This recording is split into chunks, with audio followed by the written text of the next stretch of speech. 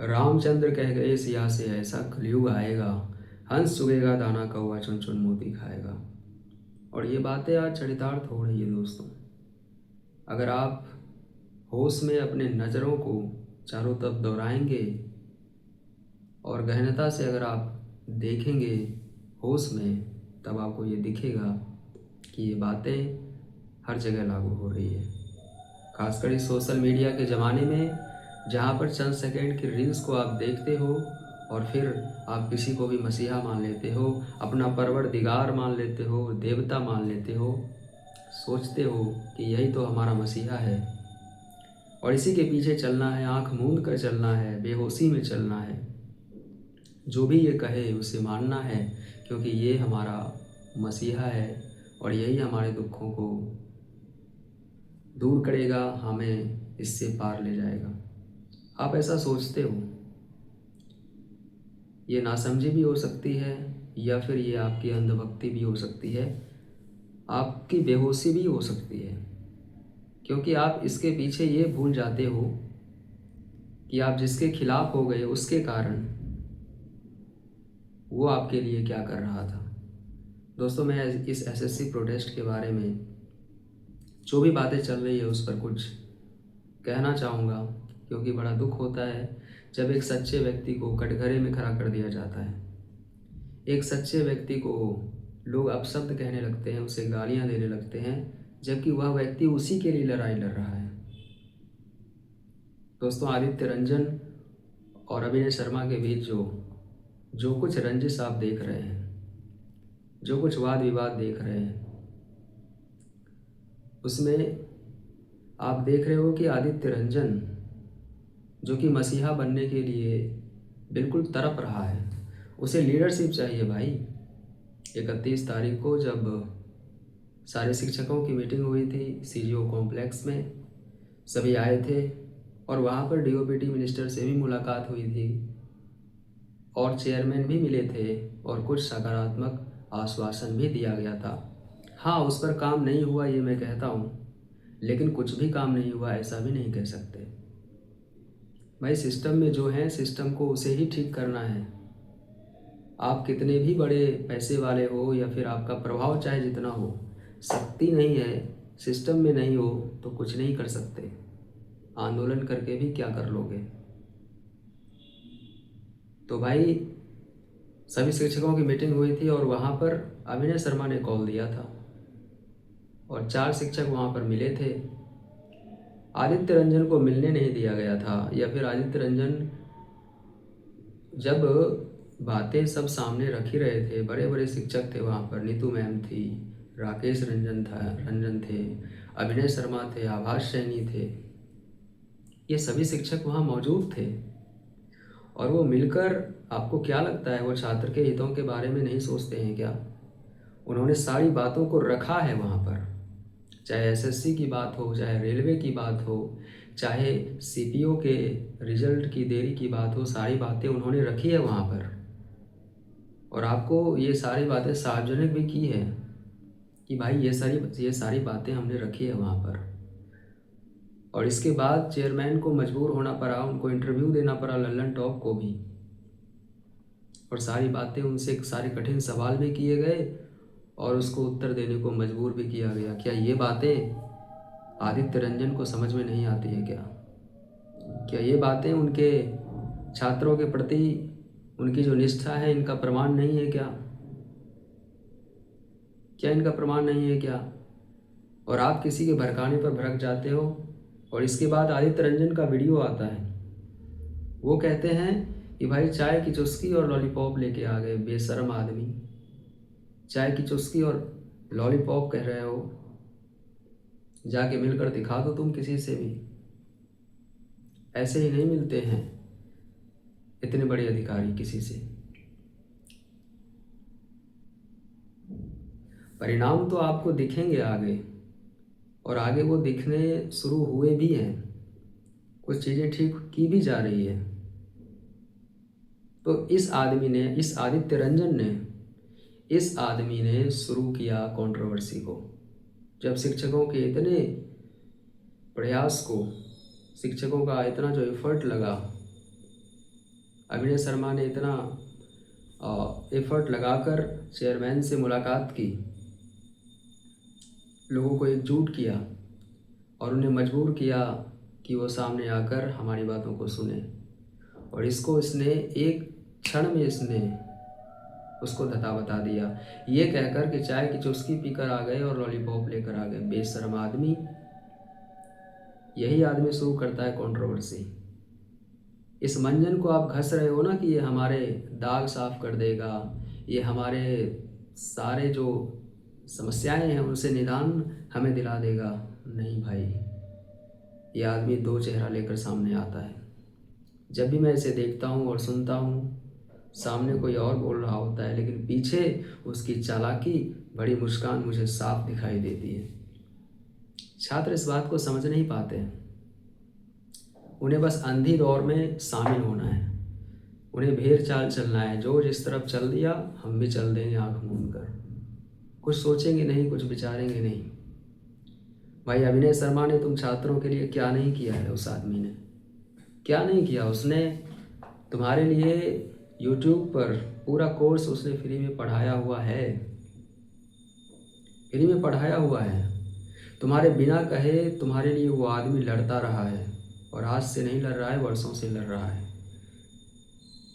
पिछला इतिहास निकाल कर देख लो उनका, तुम्हारे लिए कितनी लड़ाइयाँ लड़ी है उसने।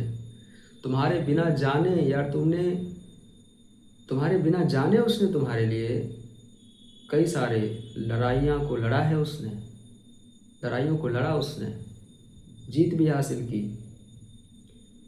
सीरियल 2024 में जो बच्चे छूट गए थे, रिजल्ट रिवाइज करवा दिया उस व्यक्ति ने।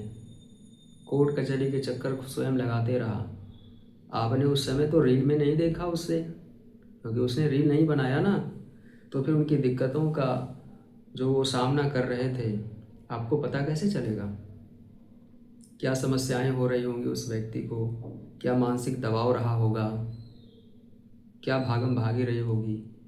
1000 वीडियो तो वो भी बना सकते थे ना, नहीं बनाया ना उसने। तो दिखावे की राजनीति उसे नहीं करनी है भाई। वो बहुत पहले से पढ़ा रहे हैं। आदित्य रंजन और गगन प्रताप तो बाद में आए भाई, उनसे भी पहले से वो पढ़ा रहे हैं। रीलबाजी नहीं करते हैं, वो रियल आदमी है वो। और अगर इस आदमी को अगर तुमने खो दिया तो तुम्हारी लड़ाई करने वाला सच्चे अर्थों में कोई नहीं होगा, जान लेना। फिलहाल तो कोई नहीं दिखाई दे रहा। अभिनय शर्मा और नीतू मैम, इसको तुम भला बुरा कह रहे हो, इसको गालियां दे रहे हो। तुम पछताओगे बाद में, तुम पछताओगे, क्योंकि ये सभी जो शिक्षक हैं ना, अभिनय शर्मा हो गए, नीतू मैम हो गई, ये भाई तुम्हारे लिए सच्चे अर्थों में लड़ते हैं, ईमानदारी से लड़ रहे हैं।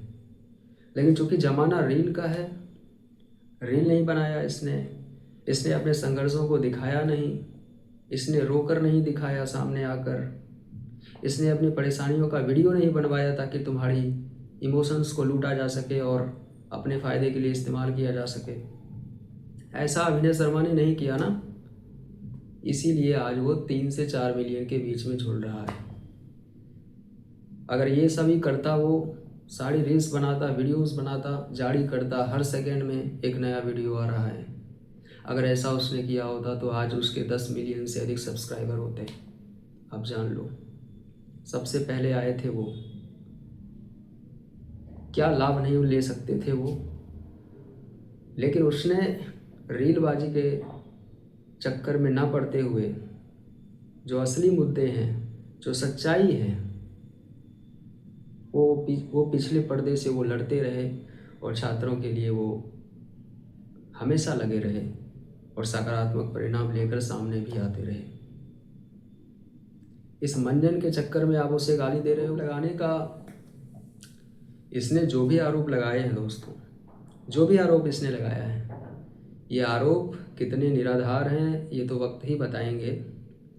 लेकिन समस्या ये है ना कि इनकी इस बातों को सुनकर इनके पीछे चलने वाले जो छात्र हैं, जो बेहोशी की हालत में इसके पीछे चल रहे हैं,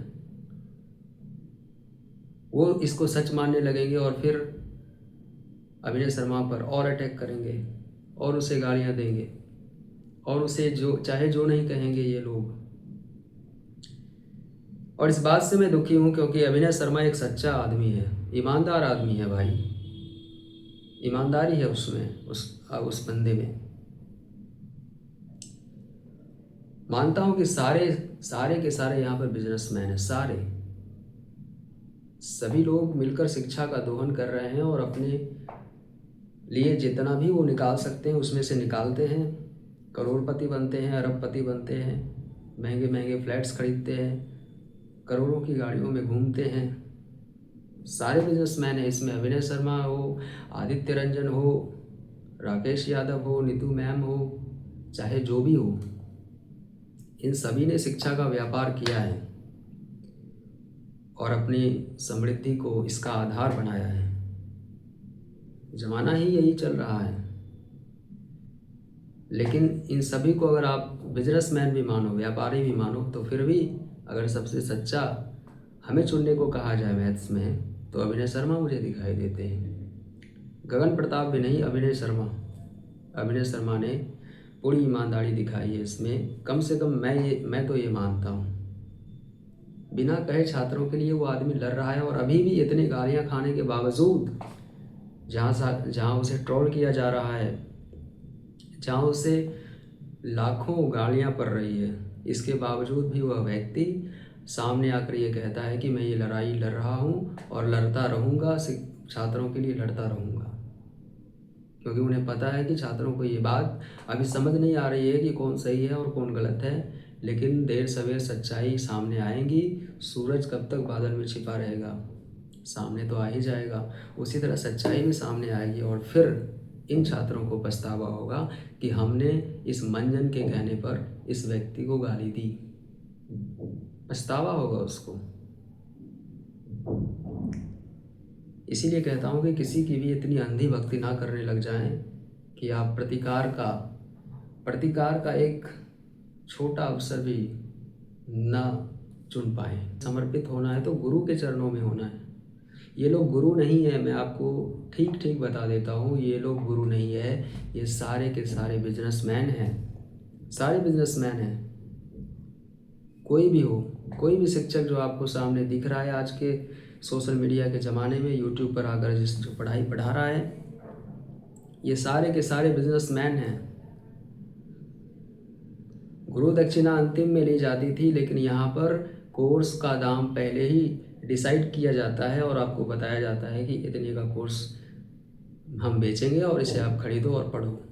ये व्यापारी हैं, ये शिक्षक नहीं हैं। लेकिन फिर भी मैं मानता हूँ कि इन व्यापारियों में भी जो अच्छा व्यापारी होगा, हमें तो उसी के पास जाना चाहिए ना। हमारा सौदा खरा होना चाहिए। और वो मुझे बात अभिनय शर्मा में दिखाई देती है।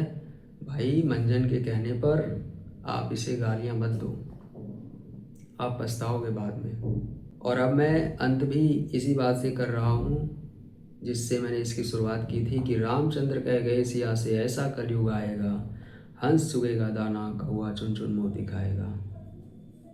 जय जगन्नाथ।